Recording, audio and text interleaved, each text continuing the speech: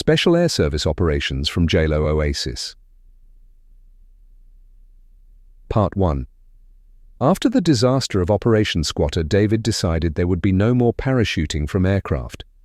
He approached the long-range desert group for assistance to get to a target. They had carried troops of the Special Air Service to and from Kabrit without any harassment from the enemy. The long-range desert group had gained a fearsome reputation from the Germans over the 16 months they had been in existence. The enemy were well aware of their capabilities in gathering intelligence on movements, soldier numbers and guns used.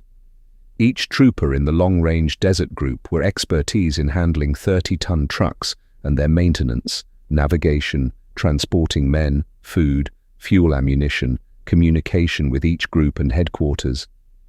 It was vital they kept informed where the Allies' fighting was taking place.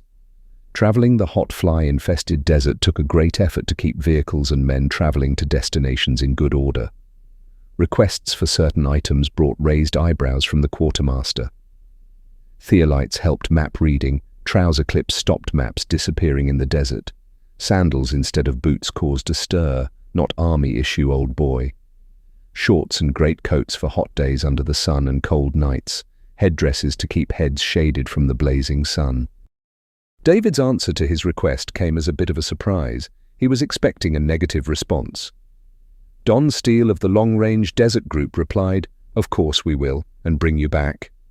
Don showed as much enthusiasm as David for his hit-and-run attacks on enemy targets. Rommel was on the retreat to Gazala, which the 8th Army was advancing on under Brigadier Marriott. They had to halt their advance due to shortage of ammunition. The brigadier hoped to cut off Rommel's retreat. David was asked for his assistance. Another surprise, at least certain top brass recognized the value of L detachment. David was asked to put out of action aircraft at Ajdabiya Airport and other airports to aid the advance of the 8th Army. The starting point of the operations would be Jalo Oasis. Paddy Mayne with 10 other ranks would be transported to Tamil Airport in 2 days' time. 2 days later, Jock Luz with another group would travel to Agilia Airport. Simultaneous raids were to take place on the night of 14 and 15 December. 10 days later, Bill Fraser with his group was to leave Jalo for an attack on Ajdabiya Airport, December 21st. Gus Holloman, in charge of the Rhodesian long-range desert group, would escort David and Paddy to their targets at dawn on the 8th. 12 men were in David's group while Gus had 20. Then there were 7 30-hundredweight trucks while Mike Sadler would do the navigation. A few hours into their travels, an Italian Ghibli spotter plane came overhead. Gus ordered a gunner to open fire on it. Other guns joined in. The plane wasn't hit, but bombs were dropped close to the trucks.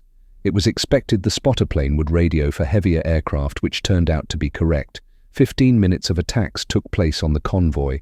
Bombs again dropped close, but there were no casualties before the enemy aircraft gave up and disappeared. The convoy was on the move until 4:30. Mike Sadler had made good calculations. They were 30 miles from Sirte. It was decided to travel for another hour. Another Italian Ghibli was seen higher in the sky for any guns to reach it. The officers discussed what the spotter plane made of their presence. The convoy halted.